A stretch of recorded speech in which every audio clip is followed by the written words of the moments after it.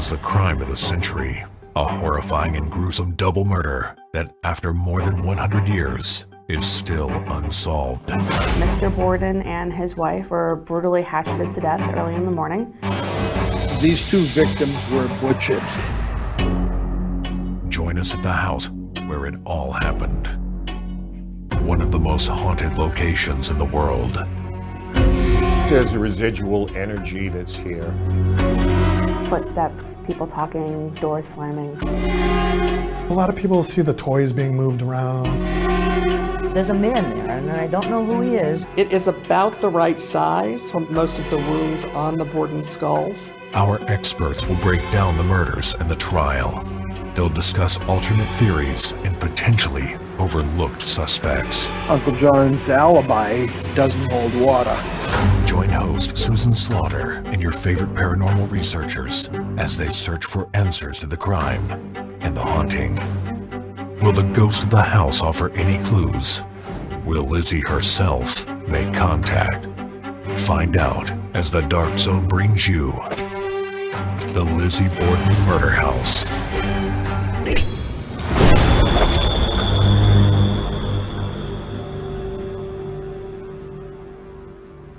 Okay, so hey guys, thank you for continuing to stick with us. Susan and I am watching the Dark Zone presents Lizzie Borden Murder House.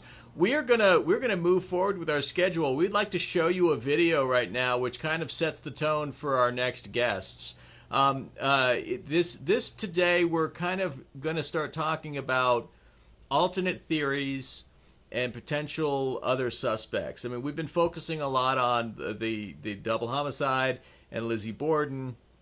Let's now look at what other things we can, in terms of the timeline and suspects, we can focus on. All right, so let's roll this package. With this story, the more you know, the more complicated it becomes. If you look at the things that were inadmissible, if those things would have been brought into the trial, I think it would have changed the whole outcome of the trial. In particular, the evidence that Lizzie Borden had told different stories about where she was. At one point, she says she was upstairs, then she said she was downstairs, and we know that Bridget Sullivan and indeed Andrew Borden saw her descend the stairs. Did the autopsy, they took Andrew and Abby's clothing and they threw them down in the basement in a pile. When they gave a list of the clothing that was on that pile, there were 2 aprons. Abby was wearing an apron, so whose was the other apron? The day before the murders, she tried to buy poison, but the pharmacist told her that you need a doctor's prescription to get that. There was another hatchet that was found on top of the Crow's barn, which was directly behind the Borden house on the other side of the fence. That hatchet went missing. If Lizzie Borden did this, where was the blood? Nobody ever saw any blood on her. You gotta remember, this is before bathtubs and showers. They had, the only running water they had in the whole house was in the basement.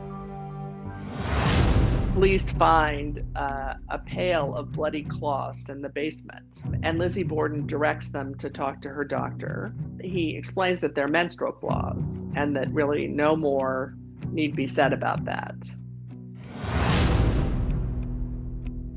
I think there was other people involved.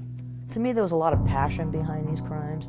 I think there might have been something else going on we don't know about. I think what was supposed to happen was Lizzie was supposed to kill her stepmother and Emma was gonna get out of town because everyone knew how much Emma hated Mrs. Borden. So she would have been the suspect right off the bat. I think the uncle was just in town to help secure an alibi for Lizzie. After Mrs. Borden was killed, Lizzie cleans up and then Mr. Borden came home early. I don't think he was ever supposed to die. I find it hard to believe that Lizzie could have struck her father in the face. And I don't think it would have been that great for the uncle either, but being a butcher by trade, he was maybe perhaps a little desensitized to the whole blood and gore. Uncle John is a sketchy guy. He's a real sketchy guy. Nobody asked him, where were you? What time did you leave your cousin's home? And if those questions were asked to Uncle John, I think they would have solved the case right then and there, because Uncle John's alibi doesn't hold water.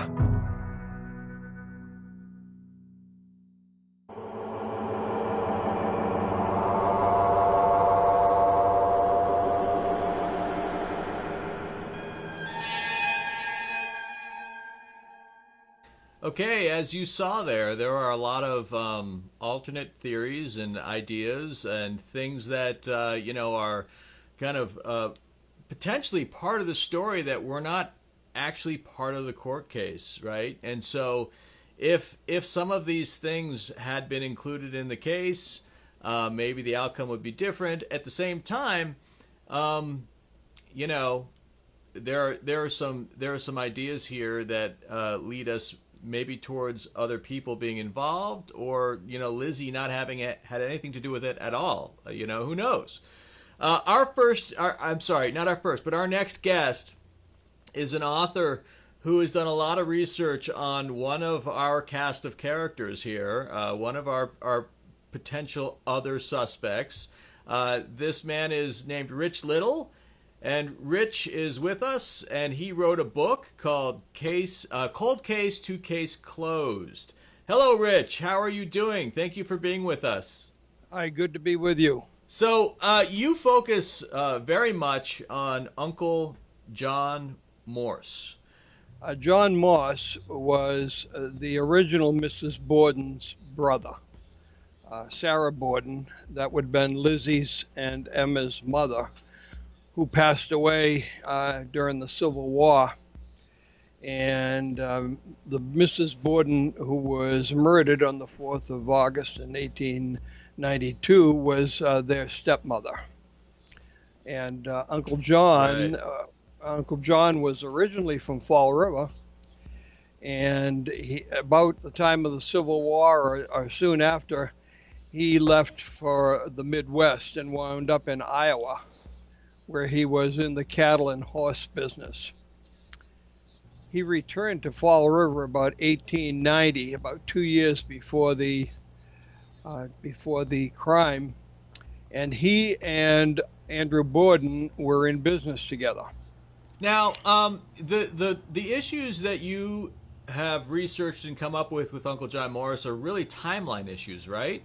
The cast of characters in this whole sordid affair included Lizzie, Bridget Sullivan, who was the domestic servant, Mr. and Mrs. Borden, and Uncle John. And those are the 5 people who were at 92 2nd Street on the morning of August 4th, 1892. All 5 of them had slept over at that address the night before. Uncle John was the first to leave the property at about 9:15, followed by Andrew Borden at around 9 o'clock. And Uncle John said that he went to the post office. Why they didn't go together is unclear, but Mr. Borden, Andrew, went downtown to visit several of the businesses that he was associated with. And so he went to visit his properties on the morning, and Uncle John left and, as he stated, walked about 1.25 miles to a relative's house on Wybosset Street, and her name was Mrs. Lydia Emery, stating that he arrived probably around close to 9:45 and spent some time with them, and then departed and went back to the Borden house by trolley, and stated that he saw nothing when he arrived. He did not go inside. He went out back into the pear grove and had a few pears. And when asked by the police department, where were you, he gave the information that he was at his cousin's house visiting his cousin and a niece who happened to be ill on that particular day.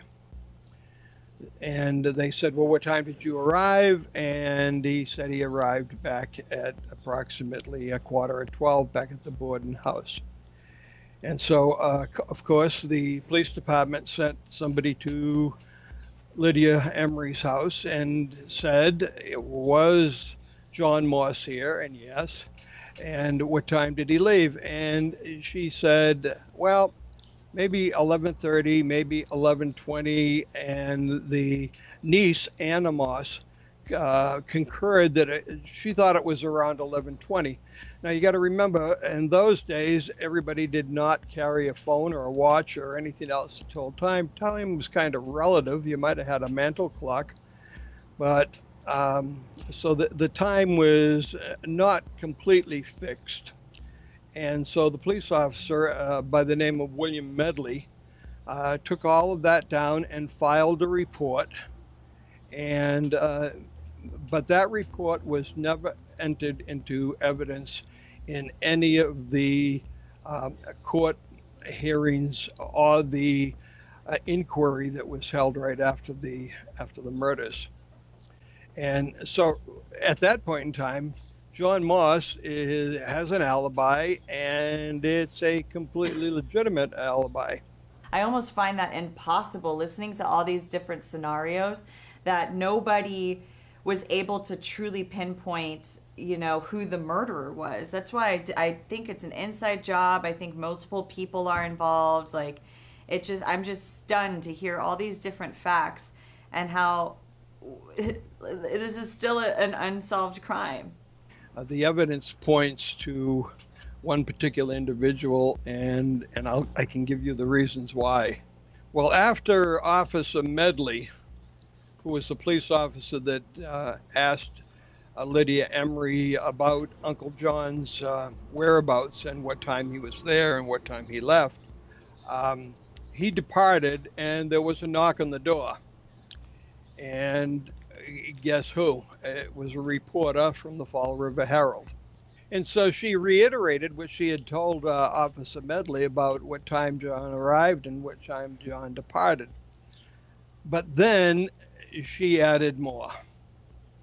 And she said, well, my niece was here. My nephew was here also, but he left earlier this morning. He did not see Uncle John. But my niece is not feeling well. So we called for a doctor. And the doctor that they called for just happened to be the Borden's doctor. He lived directly across the street. And his name was Dr. Seabury Bowen, Bowen. And he was out doing morning rounds on the 4th of August. And Mrs. Emery stated, Uncle John left here about the same time that Dr. Bowen arrived. And the reporter asked, did they see each other? And she said, well, I'm not really sure. I don't think so. But that was about the time that it was. And that time, I think, was around 20 past 11. Well, that's a legitimate story and a legitimate alibi. But nobody seemed to ask Dr. Bowen what time he arrived at the Emery house. When Lizzie discovered her father's body in the sitting room, she called for Bridget, who was resting on the 3rd floor, to come down, go get help. And the first thing Bridget did was ran across the street to Dr. Bowen's house. And Mrs. Bowen, and this was sometime just after 11 o'clock, Mrs. Bowen said, well, the doctor's not here, he's on house calls. And so Bridget Sullivan ran back to the Borden home, telling Lizzie that Dr. Bowen is not there. And just about that time, Dr. Bowen pulled up in his horse and buggy, and his wife came running out, said, you've got to go over to the Borden house. Something's happened to Mr. Borden. Not knowing and not telling him what the situation was. So he ran across the street with his bag, did not enter his own home, went directly from the buggy across to the Borden residence, entering by the side door. And when he entered, he was shown the body, and he checked for vitals and found out that indeed Andrew Bowen was deceased. And In addition to Bridget Sullivan, a next door neighbor, a woman by the name of Adelaide Churchill, saw Lizzie at the back door and yelled over, "What's the matter, Lizzie?" And Lizzie said words to the effect, "Something's happened to Father." So Mrs. Churchill came over and Lizzie sent her to seek help, and she ran to a nearby stable where several gentlemen were there, and she told them, "Could somebody run and contact the police? There's been something happened at the Borden house." And a gentleman by the name of John Cunningham ran down 2nd Street until he got to the paint store at the end. And the paint store had a telephone. The Borden house did not have a telephone, but the paint store did. And from the paint store, he started making phone calls. But he didn't call the police first. He called the 3 daily newspapers in Fall River first, looking to get a little bit of a tip. Okay. And then he called the police department. Chief of police looked up at the clock, and it was almost 11:15.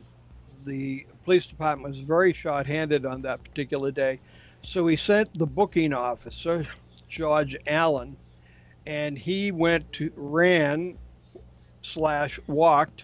to the Borden home. And it took him, he said, somewhere between 5 and 7 minutes. It was about a quarter of a mile. And he knocked at the door.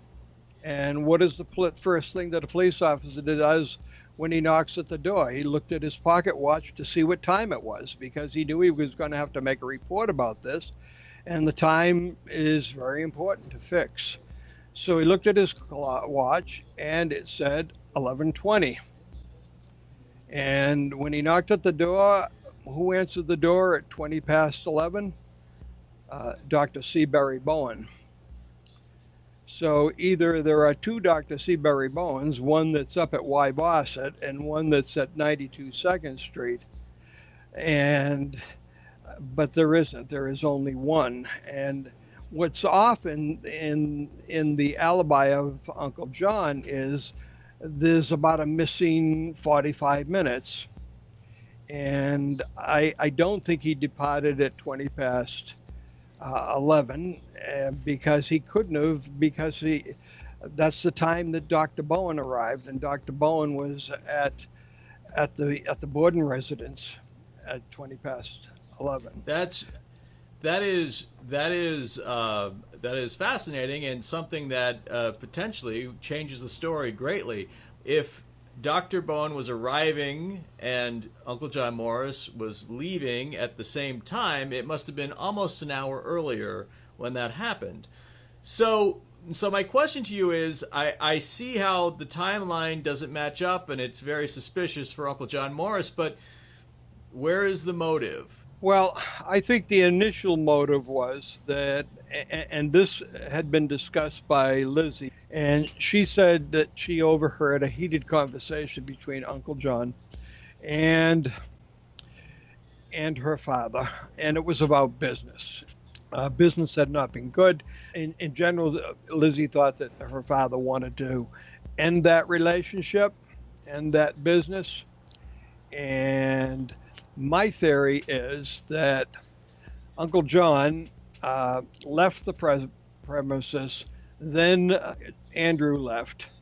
Uncle John returned, but he returned and he went to the 2nd floor guest bedroom, and Abby Borden, Mrs. Borden, was cleaning up and fixing the room when he arrived there. Lizzie she only woke at about 9 o'clock, so she arrived upon the scene downstairs rather late. Both her father and Uncle John had departed. She didn't see either of them that morning at that time. You've got to remember, there was running water in the house on the 1st floor and the 2nd floor, because at one time this home was a duplex. The toilet was located in the basement, a water closet in the basement. There was also running water, a spigot in the basement. Lizzie said she went to the bathroom, to the toilet, to the water closet somewhere after 9 or 9:15. Bridget was on the first floor, and she had been given orders by Mrs. Borden to clean the windows on the first floor inside and out. And I think that Uncle John Moss entered the room. I think that he and Mrs. Borden had words, might have had something to do with the discussion of the night before, because Mrs. Borden was present during that discussion. And I think he lost it. And you've got to remember that what his profession was, and what a person of that profession would have with him as generally his course of business.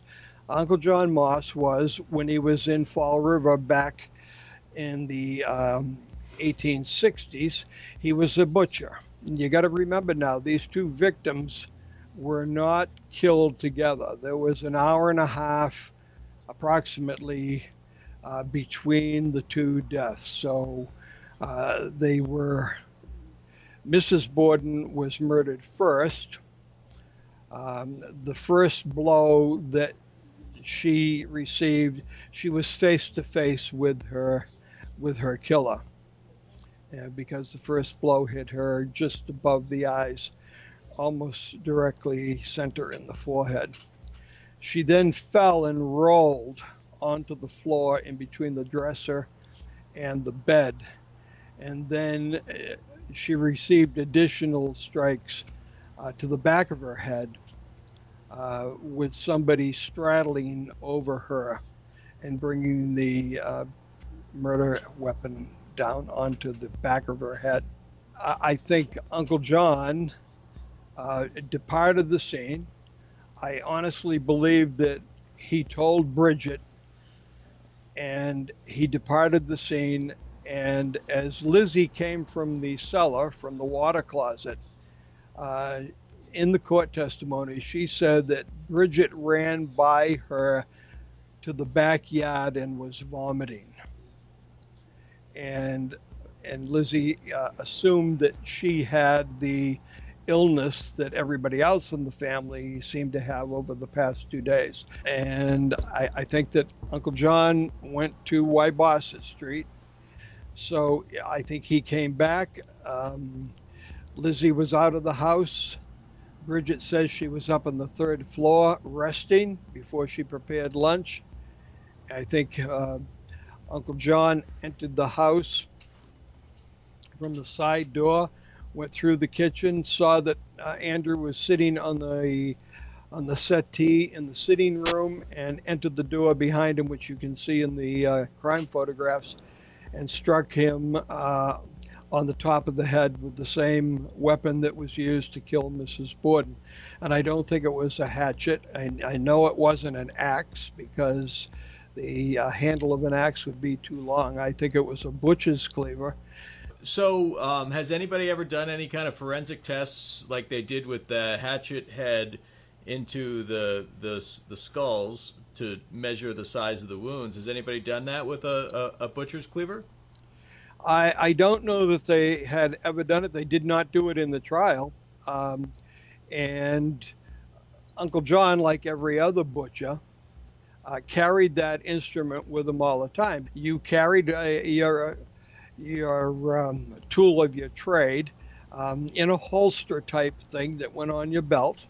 And you also wore a rolled up leather, and they wore it almost as a cummerbund, that when you were to take this off and let it fall to the floor, it had a strap that went over your head, and it covered you from just below your chin all the way to the top of your toes.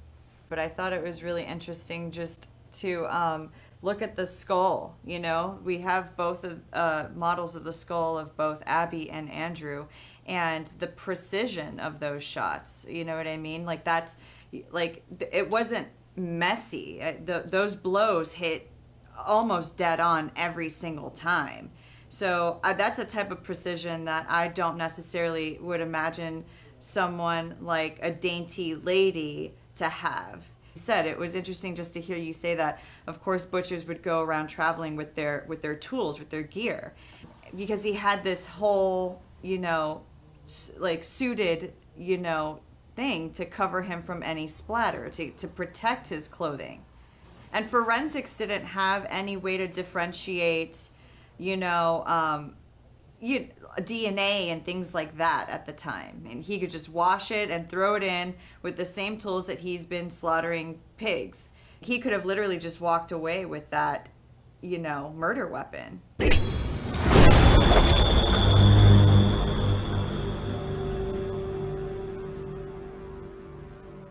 We now have our next guest ready to go, and this is Kimbra Eberly. Hi, and Kimbra. And you have just written a book that hasn't been released yet, right? Tell us about your book. Yes, and it's called Inadmissible: The Case of Lizzie Borden and Other Murderous Women. My book is about other murderous women too, of the Victorian era. So I basically correlate those stories with the Lizzie Borden story. And the theme that runs throughout the book is women of that time period in the Victorian era and the suffrage movement of women and their rights they had. So men had control, the judges, the jury, the lawyers were all men. So they were in control, really, when you think about it. And even Jose Knowlton, the prosecuting attorney, wrote a letter to the lawyers saying he wanted to personally get rid of the case in fear that his own feelings would influence his judgment, because he felt that he wouldn't be able to bring a case of guilty against Lizzie Borden. One of the things that we definitely want to talk to you about, and you've got a lot of information, is the stuff that did not make it into the trial. So the first thing that wasn't included in the trial is the inquest testimony, which if it was put in the trial, it would have incriminated Lizzie. She incriminated herself basically with the inquest testimony. If you read through it, she's changed her story so many times. A robbery that took place in the house in June of 1891 was also left out, which most people thought when they investigated it that Lizzie actually robbed the house herself. And Andrew at that time said, well, we know who the thief is, so you don't need to investigate it anymore. And at that point is when he put locks on all the doors in the house, even the one going through the bedroom between Andrew and Lizzie's room. And also, of course, we all know the prussic acid was left out of the trial. And the reason is because it wasn't the same type of murder weapon. And also, she didn't purchase it. So it was just thrown out. Also, inadmissible was the testimony with her cousin, Anna Borden, who was a very wealthy cousin who lived up on the hill. And she went on a grand tour with her and shared a cabin for 4 months. And when Lizzie returned from that trip, she was so saddened, and she said she regretted the necessity of returning home after she had spent a happy summer, because her home, meaning the Borden house, was such an unhappy home. So she did not want to go home, and she enjoyed the traveling of a wealthy woman. No, I was hearing here the whole thing about the theft that happened, and tell me if this is correct.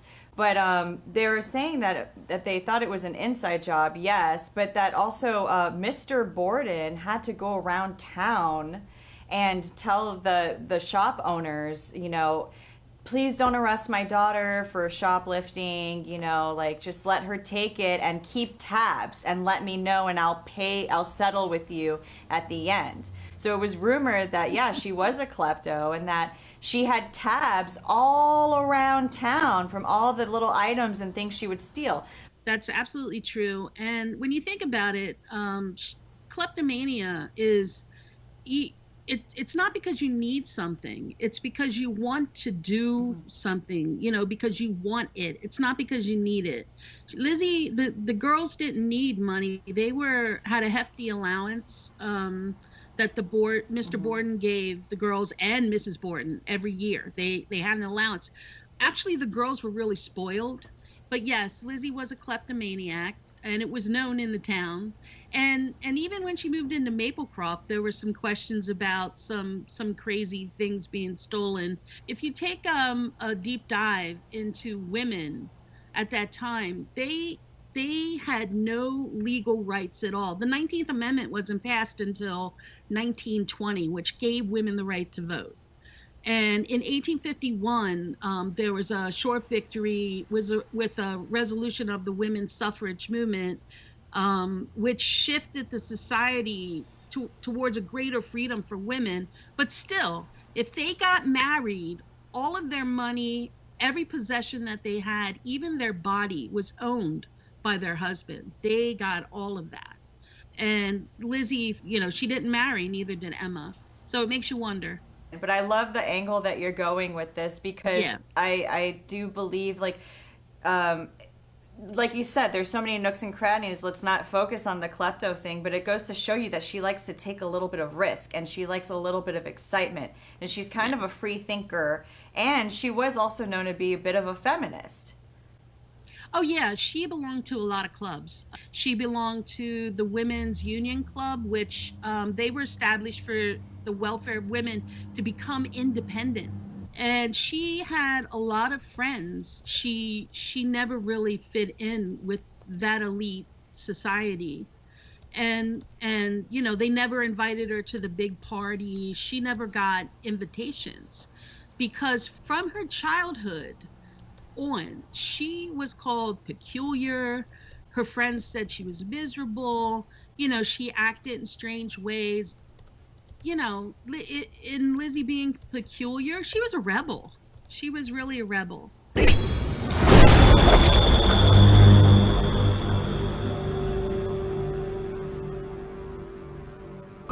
We've got an interesting video clip that I saw happening, and a bunch of you saw happening last night, where a door opens and you could see it from the camera that is in the sitting room. Now, we can review this footage and we can discuss it afterwards, because there's a little discussion that needs to happen with it. So here we go. Let's look at this evidence clip.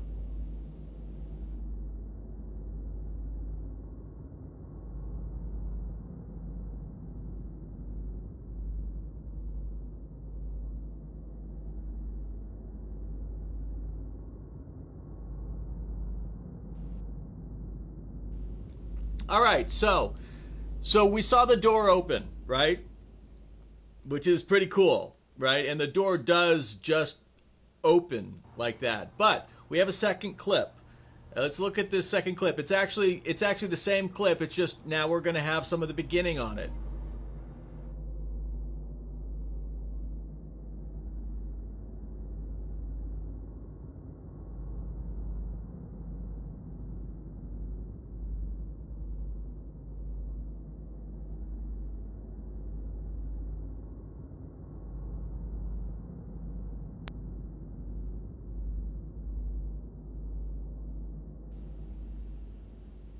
All right, so the second clip, it's the same footage as the first one. It's just that we showed you a little earlier on.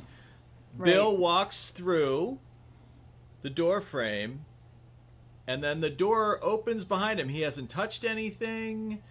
It just opens. Now, Susan, because you're there, the house is old. It's creaky. Maybe it moves a little bit. Bill told me that he's been there a lot of times, a ton of times, and nothing like that has ever happened. But I mean, you look at the footage, it opens, but you can't necessarily discount the idea that maybe he hit a floorboard in a certain way and that the door just opened. I mean, what are your thoughts on that? to be honest, since I've been here, I haven't noticed it react like that at all. I've never seen that door open. It's always been closed.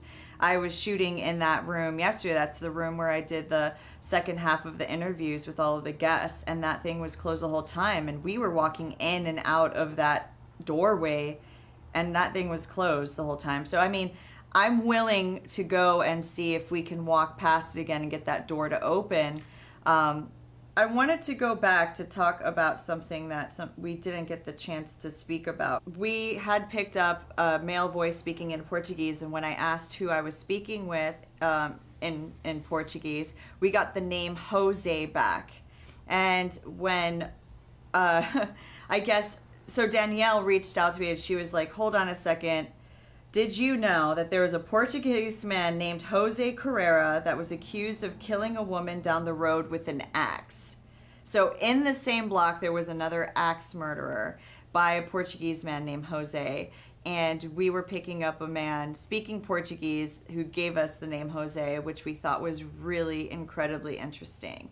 And he was actually... It's cool because it is something that we're going to learn a little bit later today, I think. But yes. Yeah, it happened. It did happen like right before the trial, I think. Right before Lizzie's trial, this other axe murder happened, and I don't believe it was ever addressed. I don't think that they ever brought it up, you know. He was the first prime suspect, actually, of the case, you know. So they looked into him, but he, I think, was already... I'm not sure what the story was, to be honest. I don't know if he was already incarcerated at the time or he hadn't, you know, I'm not 100% sure, but I know we're going to talk about that later today. Yeah, absolutely. Yeah, we're going to hear about that. Okay. So, all right, just so everybody knows, we do have a guest coming up. We want to get to our guest, but we're going to show one more evidence clip, and it's really interesting. It's a light anomaly. It occurs up in the kids' room. And it happened overnight, and it's so you'll see the JW had a thing in there. I forget what he called it, Susan. It was some kind of a net, and it's a string of lights. It picks up like static, you know, so it'll blink if something comes across it. Yeah. If you look in the circle, you'll see this other strange light anomaly, which I think is pretty fantastic. I don't know what's caused it. But it's really interesting to look at. So we're going to play that clip for you right now.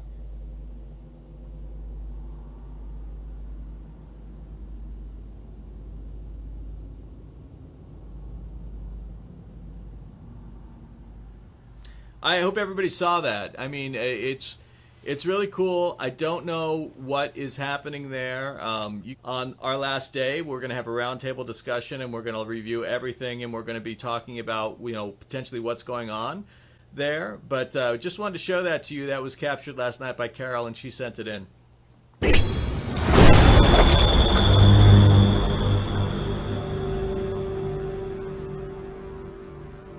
Okay, Dark Zoners, we have our next guest on deck. You've met him before. He was part of our Conjuring event, and this is one of our favorite historians in the world, who is also a paranormal researcher. His name is James Martin, and he's coming to us all the way from England. Hello, James Martin. Hello, pleasure to be back with you. And we have Susan Slaughter over at the Lizzie Borden B&B right now. Hi there. Well, I think I'll just start off with Andrew Borden.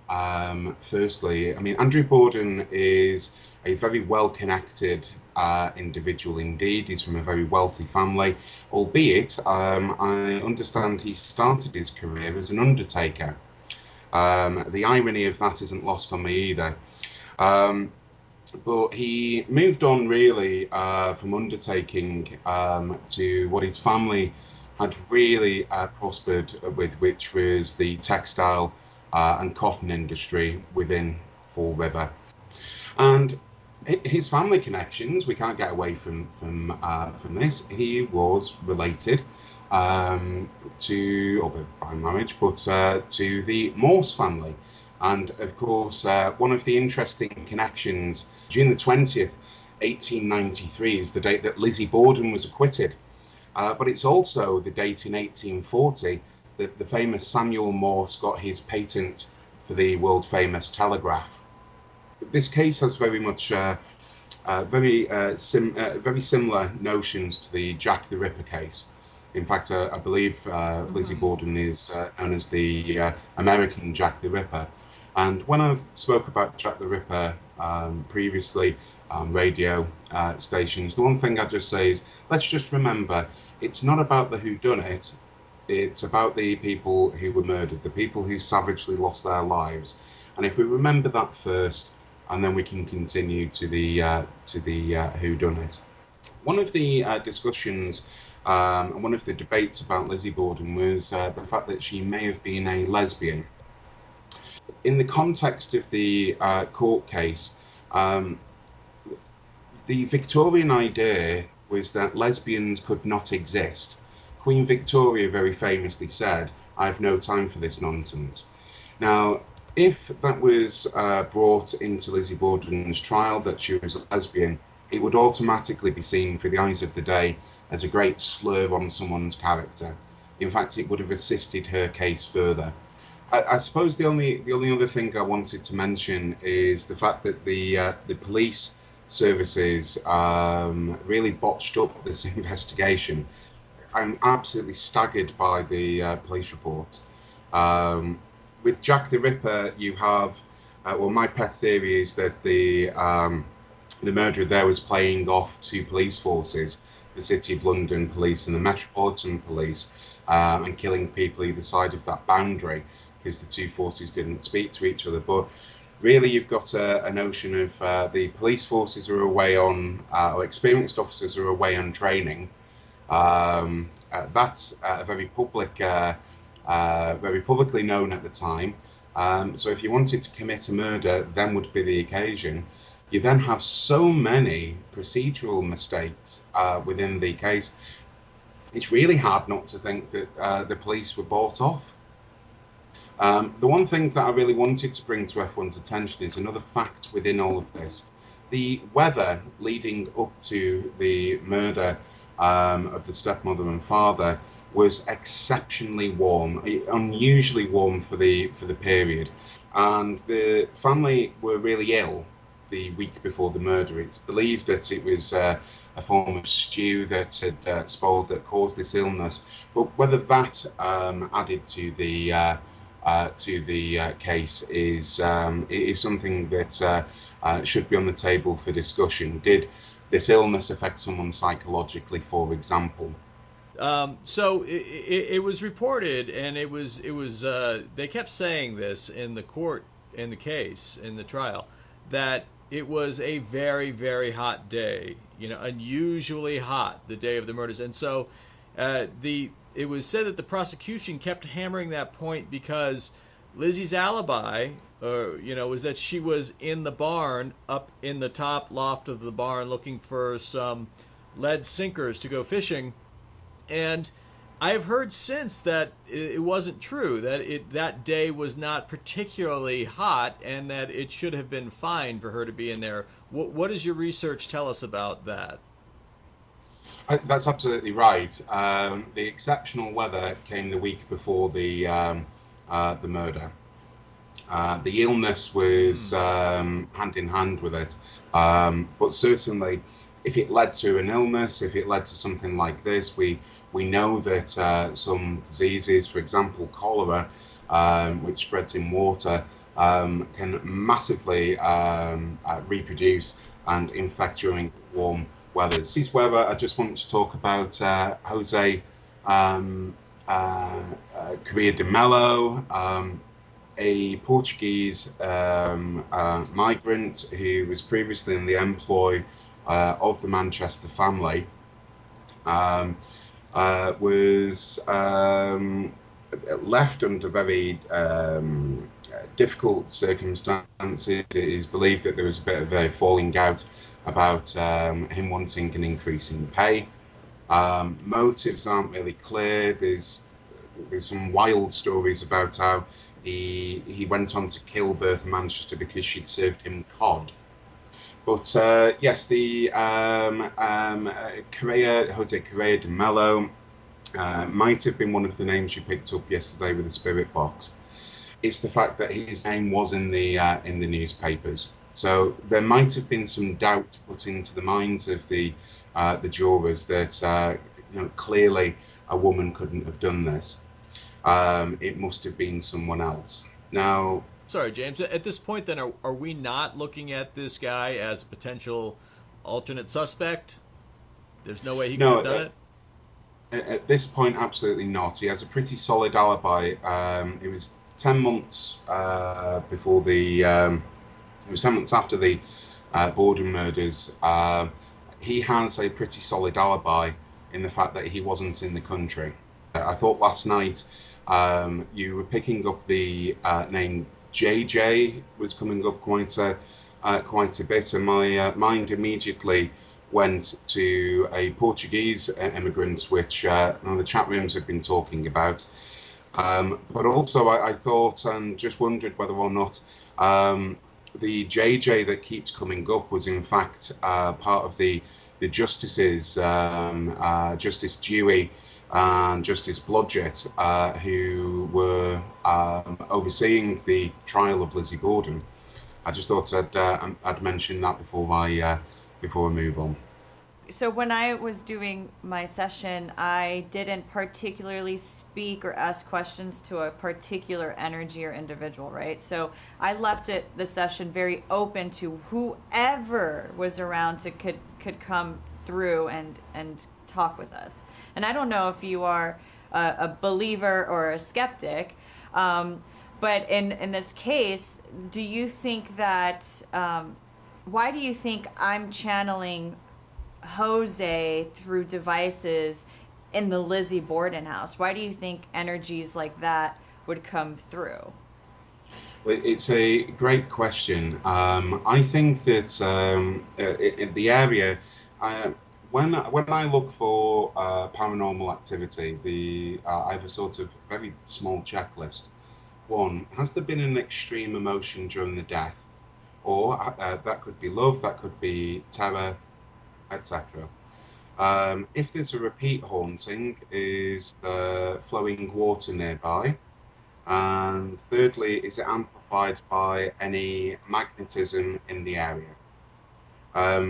Well, this area of Massachusetts is geologically very interesting. There are lots of so-called ley lines. There are magnetic potentials in the ground, a lot of ferric, a lot of iron content. And I think if you're picking up on anything like that, we're using EM, electromagnetism. We're communicating using electromagnetism right now by Skype, audio, etc. Our technology is to do with magnets. And I think that's one of the reasons why you might connect. Fall River itself isn't too far away from an area called the Bridgewater Triangle.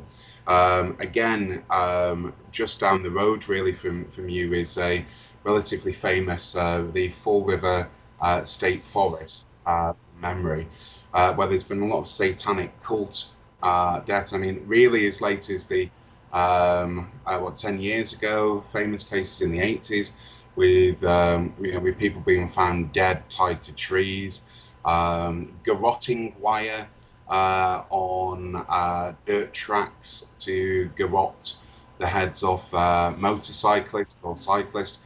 The area itself has a hell of a lot of unusual activity going on.